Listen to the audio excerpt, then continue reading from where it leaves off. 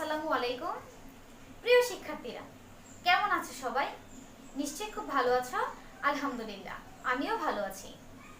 এখন আমি তোমাদের বাংলা ক্লাস নেব। সবাই তার আগে একটু মনোযোগ দিয়ে আমার কথা শোনো। দেখো আমি কি বলি শোনো। আমরা দ্বিতীয় সেমিস্টারে যে পড়াগুলো ছিল, বোর্ড বইয়ে যে 7টা অধ্যায় ছিল, দেখো সবাই একটু খেয়াল করে। আমাদের দ্বিতীয় সেমিস্টার পড়া শুরু হয়েছিল একাই একটি দুর্গ এই গল্পটি থেকে, এবং দ্বিতীয় সেমিস্টারের পড়া শেষ হবে গিয়ে একজন পটুয়ার কথা। এর ভেতরে যে 7টি অধ্যায় আছে, এখানে কবিতাও আছে, গল্পও আছে। এইখান থেকে তোমাদের প্রশ্ন করা হবে। দ্বিতীয় সেমিস্টারের পড়া তোমাদের এই পর্যন্ত। তো দেখো, আমরা এতদিন বোর্ড বইয়ে যে পড়াগুলো আছে অধ্যায় ভিত্তিক, সবগুলো আমরা পড়েছি, গল্পগুলো পড়েছি, কবিতাগুলো ভালো করে পড়েছি। এইখানে যে শব্দার্থ ছিল, শূন্যস্থান প্রশ্ন, সবগুলো আমরা ভালো করে পড়েছি। তো এখন আমরা পড়া শুরু করব প্রশ্নের কাঠামো অনুযায়ী। তোমরা সবাই জানো, প্রথম সেমিস্টার পরীক্ষাও তোমরা দিয়েছো, তোমাদের প্রশ্নগুলো হয় সৃজনশীল আকারে। এই জন্য তোমাদের অবশ্যই সৃজনশীলের উপরে ধারণা থাকতে হবে। প্রশ্নের কাঠামো, প্রশ্নের যে সিস্টেমটা, প্রশ্নের যে ধারা থাকে, এটা সম্পর্কে তোমার সম্পূর্ণ ধারণা থাকতে হবে। তো দেখো, আমরা যে গল্পটি পড়লাম, এই গল্পটি থেকে আমরা পড়া শুরু করব সৃজনশীল পড়া। তো এখানে দেখো, সৃজনশীল পড়া শুরু করার আগে আমরা আগে একটু সিলেবাসটা বুঝে নিই। দেখো, তোমাদের এই সিলেবাসটা সবারই আছে। এই সিলেবাসটা সবাই একটু বের করবে, বের করে তোমরা সবাই আমার সাথে একটু মিলিয়ে নেবে। দেখো আমি কি বলি। তোমাদের বাংলা বইয়ে যে প্রশ্নের কাঠামোটা থাকবে, প্রশ্নের ধরনটা থাকবে, এটা দেখো এখানে সুন্দর করে গুছিয়ে দেওয়া আছে। তোমরা অবশ্যই আগে প্রশ্নের মান বন্টনটা, ধারাটা তোমরা ভালো করে দেখবে। কারণ এখন ধরো তোমার প্রশ্ন আসছে যে, ধরো যে প্রশ্ন তৈরি করো কিংবা বিরাম চিহ্ন বসাও। তো এই যে বলছে তোমাকে, মনে করো 8 নং এ আসছে বিরাম চিহ্ন, তো তোমার তো বিরাম চিহ্নটা যে 8 নং এ আসছে, বিরাম চিহ্ন কিভাবে লিখতে হবে এটা তোমার আগে ভালো করে বুঝতে হবে। মানে প্রশ্নটা তোমার আগে বুঝতে হবে। সৃজনশীল কি? সৃজনশীল প্রশ্ন আসলে আমার কিভাবে উত্তর করতে হবে, প্রশ্নটা কোথা থেকে আসলো। একটি গল্প থাকে, গল্পে অনেকগুলো লাইন থাকে, অনেকগুলো বাক্য থাকে। এইখান থেকে যে তোমাকে নির্দিষ্ট কোনো বাক্য দেয়া হবে বা নির্দিষ্ট কোনো একটা স্টেপ দেয়া থাকবে এমন তো কথা নয়। গল্পের যে কোনো জায়গা থেকে একটা স্টেপ তোমাকে ধরে দিতে পারে প্রশ্নে, এবং সেই স্টেপটা থেকে বা সেই অনুচ্ছেদটা থেকে তোমাকে বিভিন্ন ধরনের প্রশ্ন করতে পারে। এখন কি ধরনের প্রশ্ন করবে, কোন অনুচ্ছেদটা তোমাকে দিতে পারে, এটার কিন্তু নিশ্চয়তা থাকে না। আর এটাই হচ্ছে সৃজনশীল। সৃজনশীল পড়া মোটেও কঠিন না, অনেক মজার পড়া এবং সহজ পড়া, যদি তোমরা সিস্টেমটা বুঝে ফেলো। একটা অনুচ্ছেদ দেওয়া থাকবে, এখান থেকে তুমি নিজের মতো করে সুন্দর করে গুছিয়ে প্রশ্ন লিখবে। এটাই হচ্ছে সৃজনশীলতা। মানে তুমি কতটুকু পারো, তুমি কতটুকু গুছিয়ে উত্তরগুলো লিখতে পারবে, এটাই হচ্ছে এখানে মূল বিষয়। তো দেখো এখানে কি বলছে, প্রদত্ত অনুচ্ছেদ বা পাঠ্য বই দেখে পড়ে 1 ও 2 নং ক্রমিকের উত্তর লিখো। মানে হচ্ছে, ধরো এটা আমাদের একটি গল্প, একাই একটি দুর্গ। এইখান থেকে একটি অনুচ্ছেদ দেওয়া থাকবে, পাঠ্য বই ভিত্তিক, মানে হচ্ছে পাঠ্য বই থেকে তোমার এই অনুচ্ছেদটি থাকবে। তো দেখো, ধরো এখানে একাই একটি দুর্গ থেকে আমরা একটা অনুচ্ছেদ লিখলাম যে 7 মার্চ ভাষণ দেন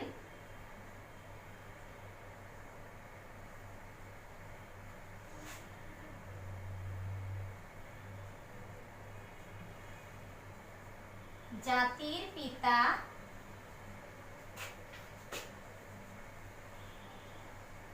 বঙ্গবন্ধু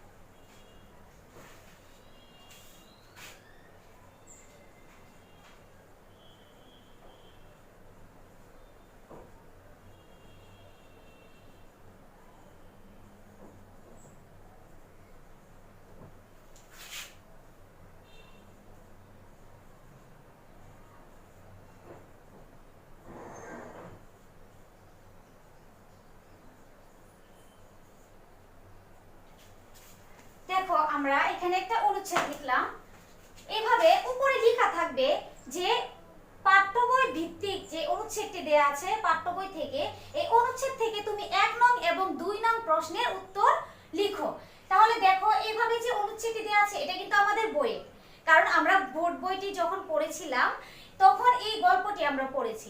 এখানে আমাদের যে 7টি অধ্যায় দেয়া আছে, এই 7টি অধ্যায়ের মধ্যে কবিতা আছে এবং গল্প আছে। তো যে গল্পগুলো আছে সেখান থেকে যে কোনো গল্প থেকে দিতে পারে। তো দেখো এখানে আমরা এখান থেকে একা একটি দুর্গ এই গল্পটি থেকে শুরু করেছি, তো এখান থেকে আমরা অনুচ্ছেদটি দিয়েছি। এই গল্পটিও কিন্তু দেখো অনেক বড়, এখানে খেয়াল করো একদম এই পাতা থেকে এই পাতা পর্যন্ত অনেক বড় একটি গল্প। তো এইখান থেকে এই যে আমি এতটুকু লিখলাম এটা হচ্ছে অনুচ্ছেদ। তো এই এতটুকু ছাড়াও তোমাদেরকে এইখান থেকেও এতটুকু অনুচ্ছেদ দিতে পারে। আবার ধরো যে এইখান থেকে না দিয়ে তোমাদেরকে এইখান থেকে অনুচ্ছেদটা তুলে ধরলো, ধরে 1 নং এবং 2 নং এর প্রশ্নের উত্তর লিখতে বললো, তাহলে তোমার অবশ্যই লিখতে হবে। তো দেখো আমাদের কি বলছে যে 1 নং এর সর্বপ্রথম থাকবে হচ্ছে তোমাদের শব্দার্থ। তো তোমরা দেখো যখন এই অনুচ্ছেদটি থাকবে শব্দার্থগুলো এই অনুচ্ছেদ থেকে থাকবে, মানে এই গল্পটা থেকে থাকবে। তারপর হচ্ছে 2 নং এ থাকবে প্রশ্ন তৈরি, আর সেই প্রশ্নগুলো থাকবে কোন অনুচ্ছেদটা থেকে, এই অনুচ্ছেদ, অর্থাৎ এই অনুচ্ছেদটা যে গল্পে আছে একাই একটি দুর্গ, এই গল্পটি থেকেই তোমাদের প্রশ্ন থাকবে। তাহলে 1 নং এবং 2 নং যে প্রশ্নের উত্তর থাকবে এটা হচ্ছে তোমাদের পাঠ্য বই থেকে থাকবে।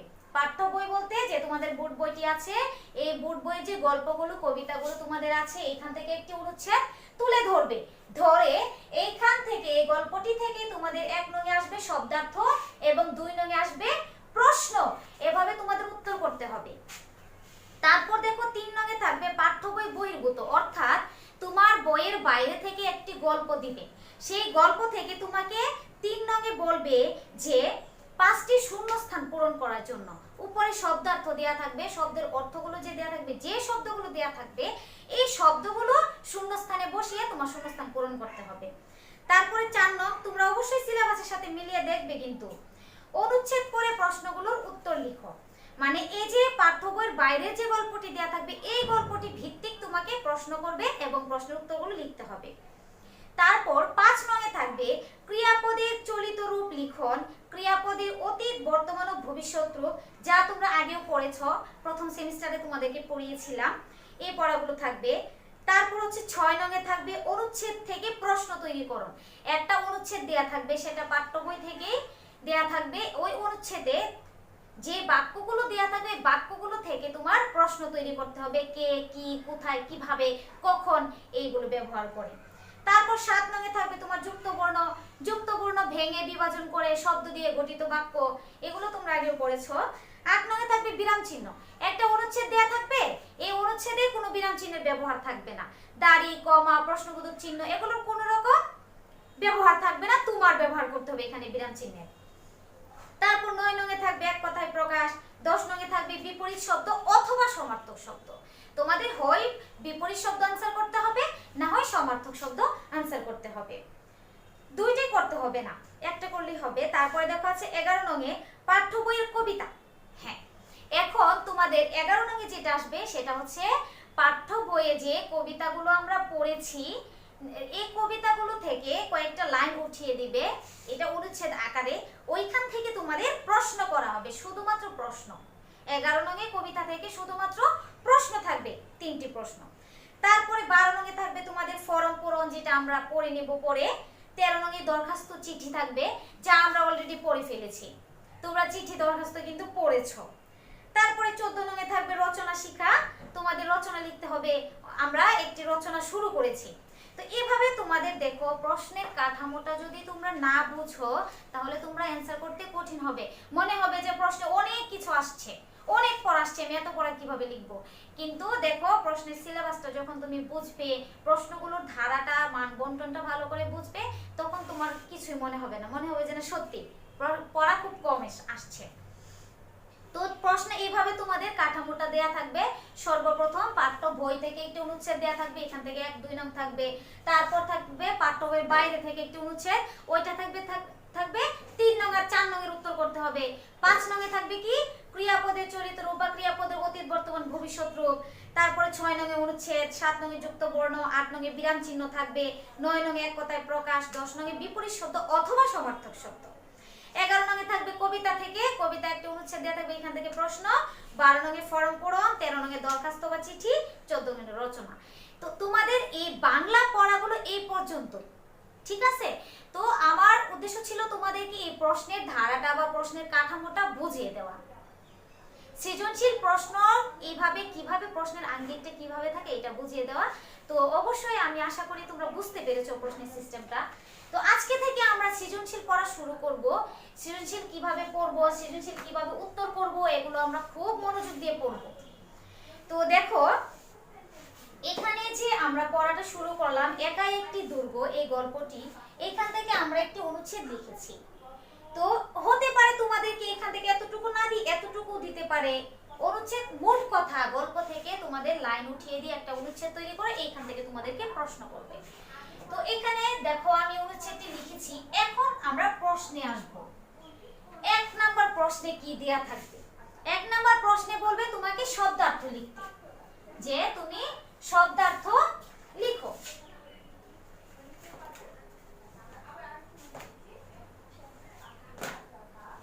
যেমন তোমাদের দেয়া থাকতে পারে যে যে কোনো পাঁচটি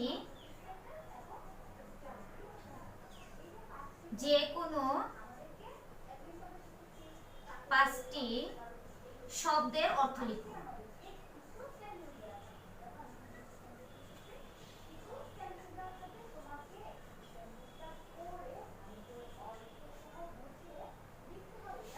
তো দেখো যে কোনো 5টি শব্দের অর্থ লিখতে বলছে।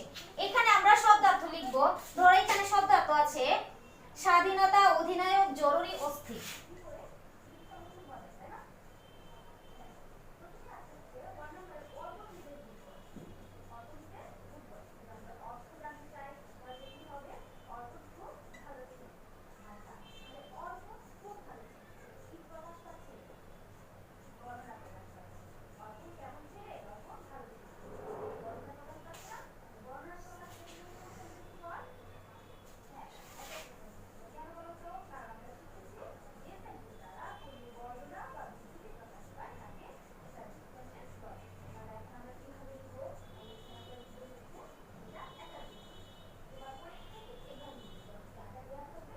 দেখো খেয়াল করো তোমাদের 1 নং এ বলছে এই যে অনুচ্ছেদটা আমরা পড়েছি এটি একাই একটি দুর্গ থেকে। তো এই অনুচ্ছেদটা যেহেতু একাই একটি দুর্গ থেকে আসছে, তাহলে অবশ্যই 1 নং এর যে শব্দার্থগুলো দেয়া আছে এই শব্দার্থগুলো একাই একটি দুর্গ থেকে আসবে। তারপরে 2 নং এর যে প্রশ্নগুলো থাকবে এখান থেকে আসবে। তো দেখো আমরা এখানে কি লিখেছি, যে কোনো 5টি শব্দের অর্থ লিখতে বলেছে, কিন্তু শব্দের অর্থ এখানে কয়টি দেওয়া আছে? 1 2 3 4 5 6 7, মানে 7টি শব্দার্থ এখানে দেয়া আছে। এখন তুমি কি 7টি শব্দার্থ লিখবে? না, তোমাকে 5টি উত্তর লিখতে বলছে, তাহলে তুমি 5টির উত্তর লিখবে, 7টির উত্তর লিখতে যাবে না। তো দেখো এখানে 7টি শব্দার্থ থেকে তুমি যদি এগুলো সিরিয়াল ভাবে পারো এগুলো লিখবে, যদি তুমি এটা না পারো তাহলে তুমি এটা বাদ দিয়ে অন্যগুলো লিখবে। মোট কথা হচ্ছে 7টি শব্দার্থ থেকে তোমার 5টি শব্দার্থ যেগুলো তুমি পারো এগুলো খাতায় লিখতে হবে। তো আমরা শব্দার্থ কিভাবে লিখতে হবে এটা আমরা নিয়ম জানি, তারপরও তোমাদেরকে একটু দেখিয়ে দিচ্ছি। দেখো 1 নং এ যখন শব্দার্থগুলো থাকবে আমরা প্রথমে খাতায় কি লিখে নিব?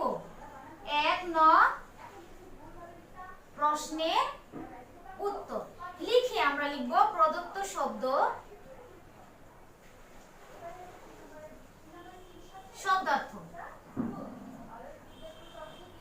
দেখো আমরা লিখব স্বাধীনতা,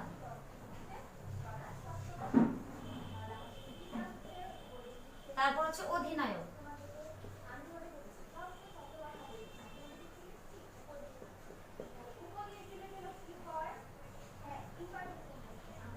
জরুরি, তারপর হচ্ছে অস্থির,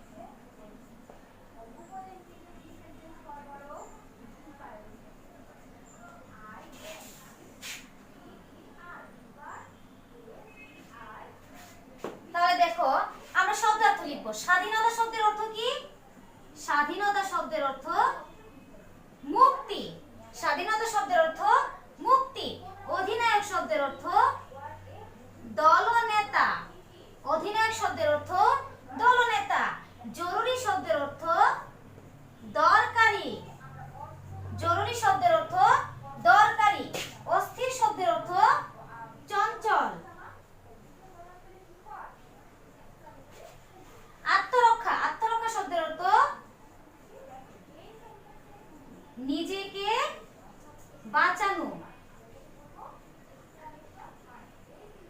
তারপর দেখো আছে পরীক্ষা। পরীক্ষা শব্দের অর্থ হচ্ছে শত্রুর আক্রমণ থেকে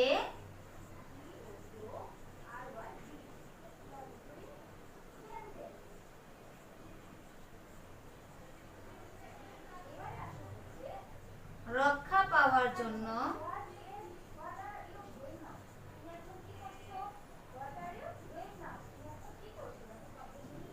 মাটির মধ্যে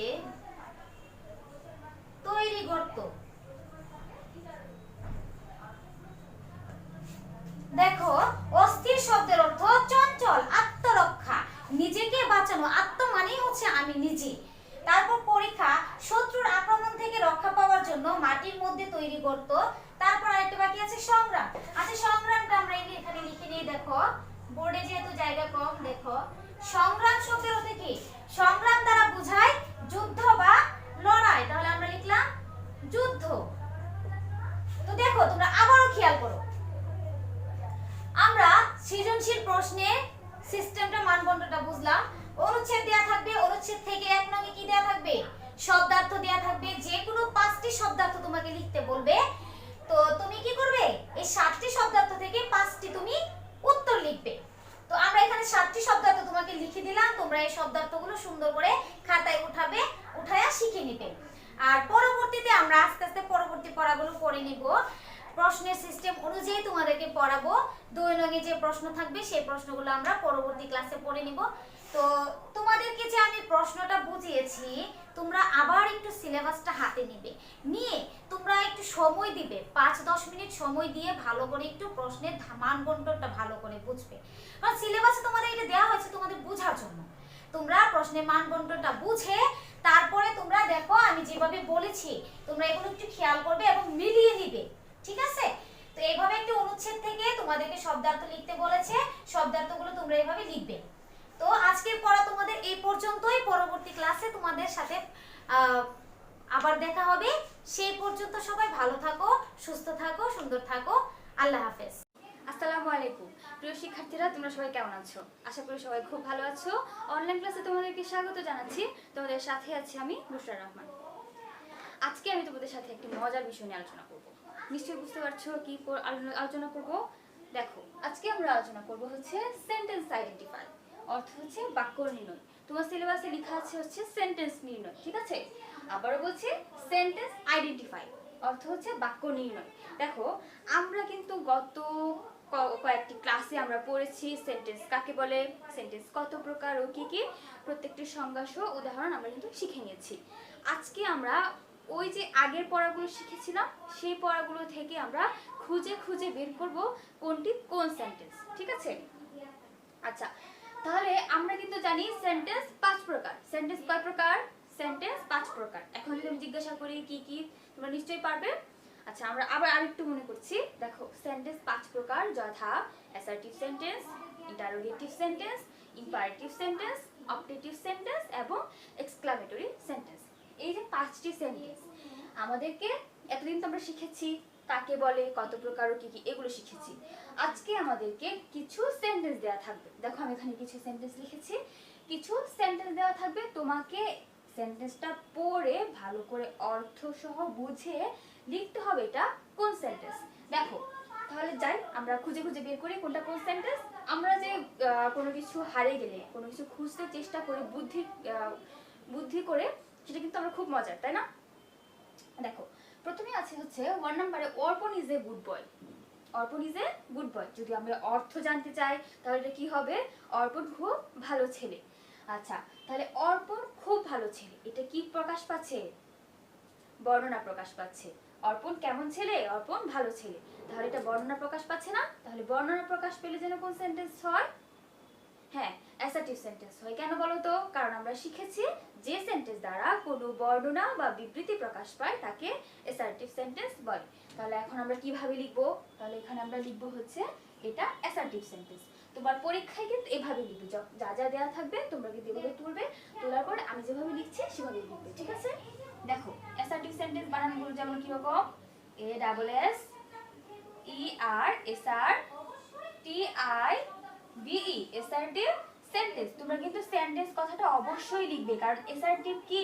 অ্যাসার্টিভ তো সেন্টেন্স, তাই না? তাহলে অর্পণ ইজ এ গুড বয়, এটা হচ্ছে কি সেন্টেন্স? Assertive sentence. আমরা কিন্তু একটা খুঁজে বের করে ফেলেছি।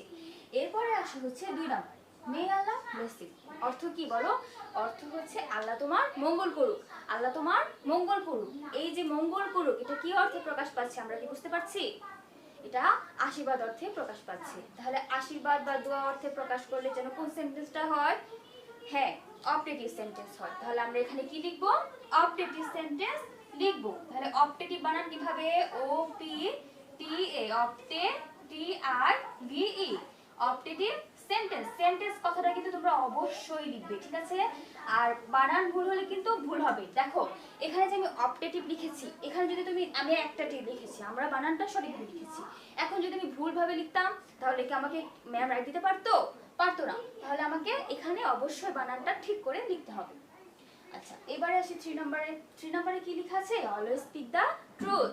অলওয়েজ স্পিক দ্য ট্রুথ অর্থ কি তোমরা কি সবাই জানো? অলওয়েজ স্পিক দ্য ট্রুথ অর্থ হচ্ছে সদা সত্য কথা বলবে। তাহলে আমাকে এটা কি দেওয়া হচ্ছে? উপদেশ দিচ্ছে। যদি আমি তোমাদেরকে বলি সব সময় সত্য কথা বলবে, আমি তোমাদেরকে কি দিচ্ছি? উপদেশ দিচ্ছি। তাহলে উপদেশ দিলে যেন কি হয়?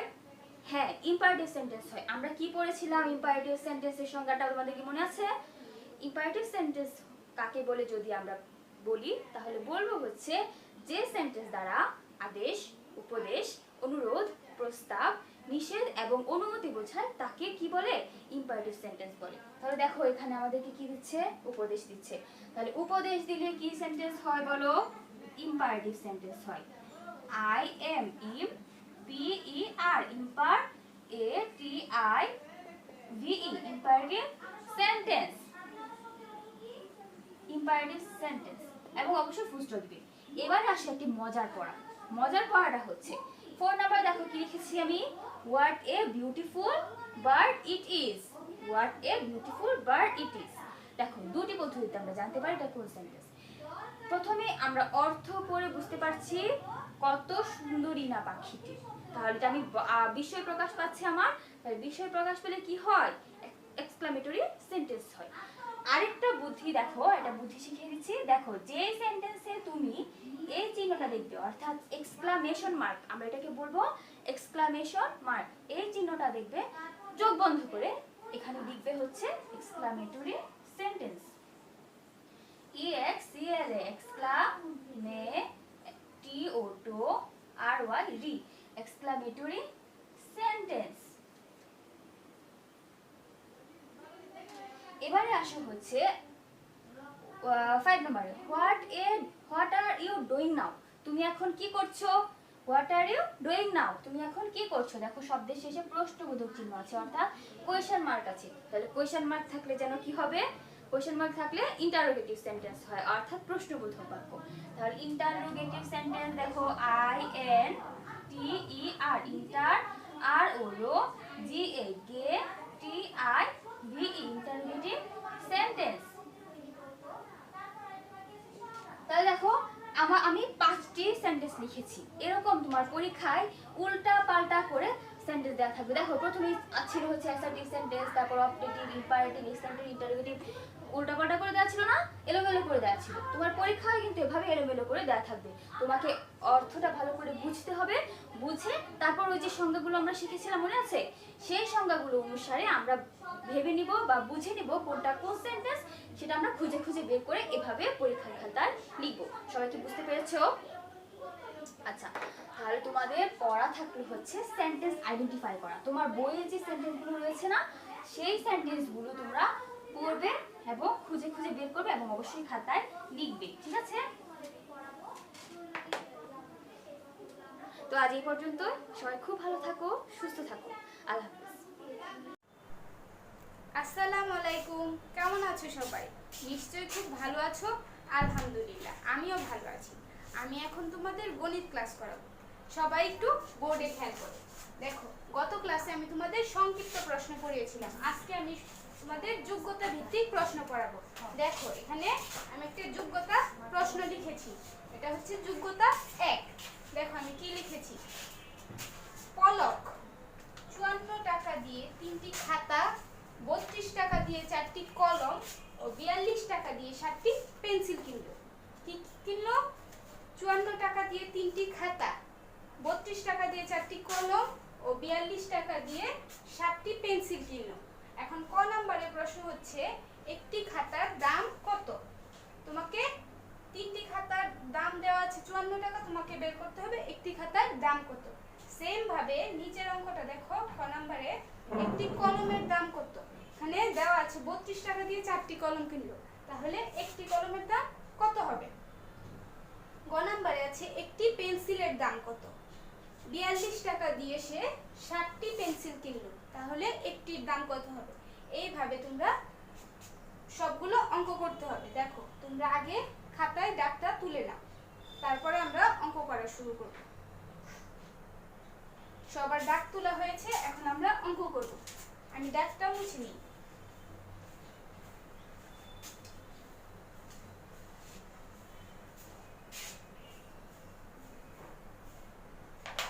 দেখো ক নম্বরে কি বলছিল?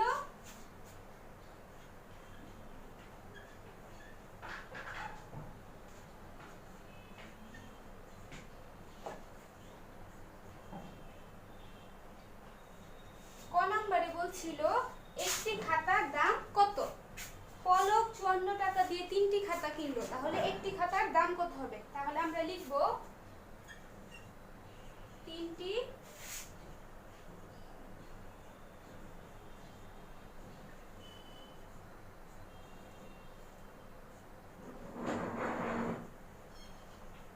খাতার দাম 54 টাকা।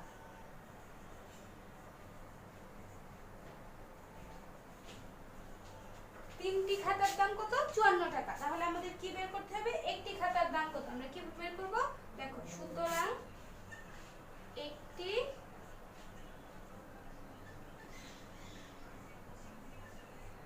খাতার দাম, তিনটি খাতার দাম 54 টাকা, তাহলে একটি খাতার দাম হবে 54/3।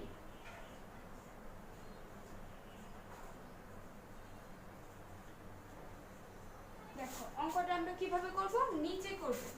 আমরা প্রথমে লিখে নেব এখানে 54 কে আমরা 3 দিয়ে ভাগ দিব। এখানে দেখো 54 হচ্ছে ভাজ্য আর 3 হচ্ছে ভাজক, আমরা ভাজকের নামতা করব। দেখো তো ভাজ্যের দশকের ঘরে যে সংখ্যাটা আছে সেই সংখ্যাটা কি ভাজকের থেকে বড় কিনা? দেখো এখানে আছে ভাজকের 3, দশকের ঘরে আছে 5, 5 থেকে 3 বড়, তাহলে আমরা প্রথম 3 কে 5 এর মধ্যে দেখব কতবার যায়। 3 যদি 5 এর মধ্যে দেই তাহলে হবে 3 একে 3, 3 2 এ 6, দুইবার দিলে 6 হবে। আমরা কতবার দিব?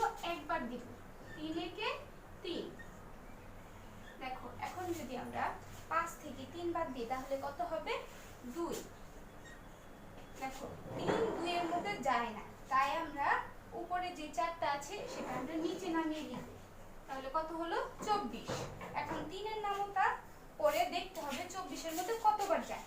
দেখো 3 একে 3, 3 2 এ 6, 3 3 এ 9, 3 4 এ 12, 3 5 এ 15, 3 6 18, 3 7 এ 21, 3 8 এ 24। তাহলে 24 এ কতবার গেল? 8 বার। তাহলে আমরা এখানে 1 এর সাথে 8 লিখব, আর 24 কোথায় লিখব? নিচে। 3 8 এ কত হলো? 24। দেখো উপরেও 24 নিচেও 24, 24 থেকে 24 বাদ দিলে কি হবে? 0। দেখো আমি আবারও দেখিয়ে দিচ্ছি, 4 থেকে যদি আমরা 4 বাদ দিই তাহলে হবে 0, 2 থেকে যদি 2 বাদ দিই তাহলে হবে 0। বামে 0 বসে না, তাই আমরা বামে 0 লিখব না। তাহলে দেখো সেম ভাবে 24 থেকে 24 বাদ দিলে কত হলো? 0। তাহলে ভাগফল কত বের হলো? 18। এখানে কোনো অবশিষ্ট নেই, তার মানে ভাগশেষ নেই। তাহলে লিখব 18 টাকা। তাহলে কত বের হলো? একটি খাতার দাম 18 টাকা। আমরা লিখব উত্তর 18 টাকা।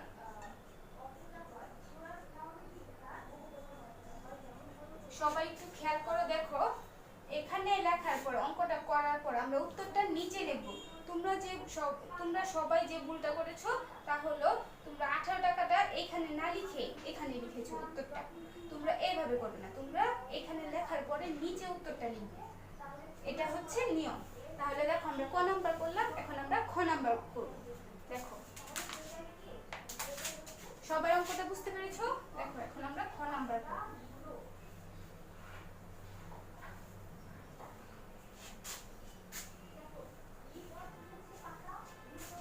এখন দেখো খ নাম্বারে কি ছিল? খ নাম্বারে ছিল একটি কলমের দাম কত। পলক 54 টাকা দিয়ে 3টি খাতা কিনলো, একটি খাতার দাম আমরা ক নাম্বারে বের করেছি। এখন বলেছে 32 টাকা দিয়ে 4টি কলম কিনলো, তাহলে একটি কলমের দাম কত? তাহলে আমরা লিখব, প্রথমে আমরা খ নাম্বার দিয়ে লিখব 4টি খাতার দাম 32 টাকা।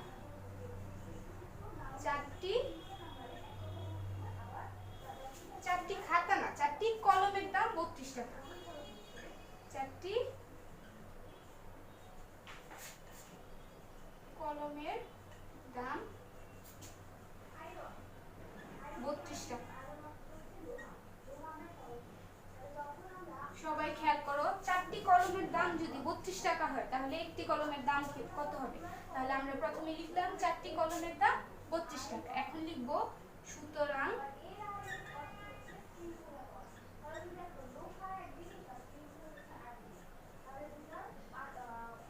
একটি কলমের দাম, একটি কলমের দাম কত হবে? 32/4।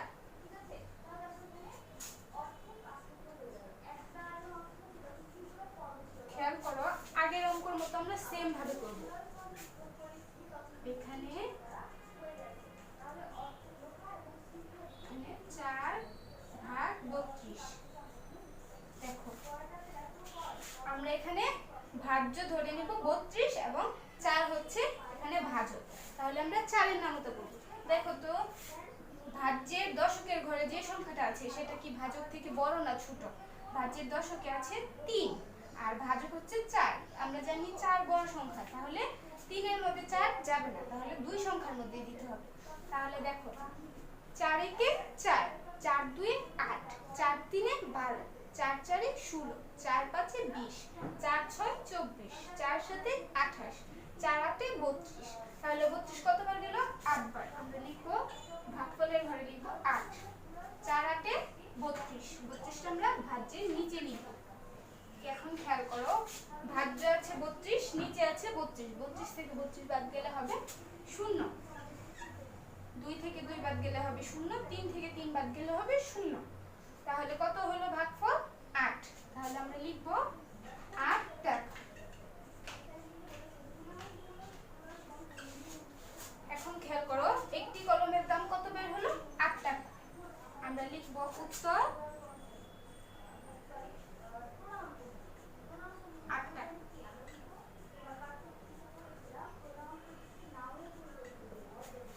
এখন খেয়াল করো, সবাই অঙ্কটা বুঝেছো?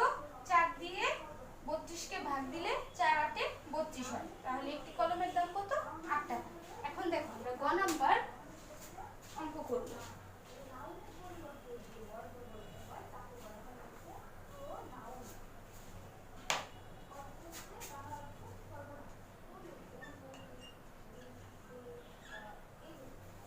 দেখো সবাই খেয়াল করো, তোমরা তো ডাকটা খাতায় তুলেছো, তোমরা খাতার সাথে মিলাও।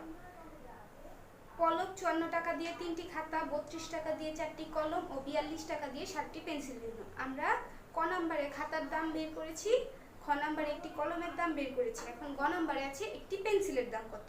42 টাকা দিয়ে যদি 7টি পেন্সিল কিনে তাহলে একটি পেন্সিলের দাম কত হবে? আমরা প্রথমেই লিখব 7টি পেন্সিলের দাম, 7টি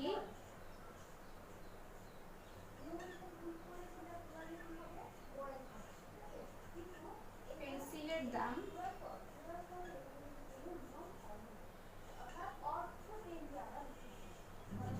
7টি পেন্সিলের দাম 42 টাকা।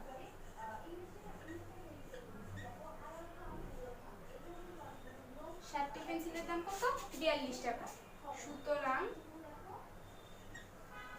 একটি পেন্সিলের দাম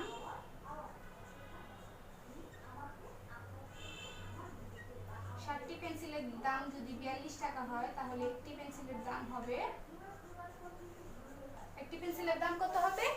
42/7। আমরা লিখব 42/7।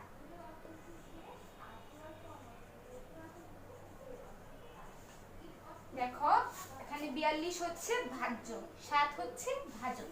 তাহলে আমরা নিচে করব কি, এখানে এখানে 7 কে 42 কে 7 দিয়ে ভাগ করবে। দেখো এখানে দেখো 7 থেকে 4 ছোট, ভাজ্যের ঘরে ভাজ্যের দশকের ঘরে যে সংখ্যাটা আছে 4 সেটা ছোট, তাহলে 7 কি 4 এর মধ্যে যাবে না। তাহলে আমরা কি করব, 2 সংখ্যার মধ্যে দিব। দেখো এখন আমরা 7 এর নামতা করব। 7 একে 7, 7 2 14, 7 3 21, 7 4 28, 7 5 35, 7 6 42। তাহলে কতবার গেল? 6 বার। তাহলে আমরা লিখব 7 6 42। 42 থেকে 42 বাদ দিলে হবে 0। তাহলে ভাগফল হলো কত? 6। অবশিষ্ট 0, কোনো অবশিষ্ট নেই। তাহলে আমরা কি লিখব? 6 টাকা। দেখো 7টি পেন্সিলের দাম 42 টাকা, একটি পেন্সিলের দাম কত বের হলো? 6 টাকা। তাহলে আমরা উত্তর লিখব নিচে, উত্তর 6 টাকা।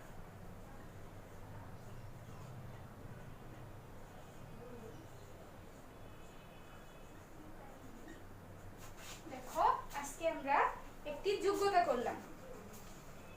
দেখো যোগ্যতায় 3টি প্রশ্ন ছিল, একটি খাতার দাম কত, একটি কলমের দাম কত ও একটি পেন্সিলের দাম কত। 3টা অঙ্ক আমরা করলাম। এই অঙ্কটা তোমাদের HW থাকবে, তোমরা বাসায় ভালো করে অঙ্কটা করবে এবং স্কুলে এসে খাতাটা জমা দিয়ে যাবে। আজকের পড়া ছিল আমাদের এই পর্যন্ত, আগামী ক্লাসে আবার দেখা হবে। সবাই সে পর্যন্ত ভালো থাকো, সুস্থ থাকো। আল্লাহ হাফেজ।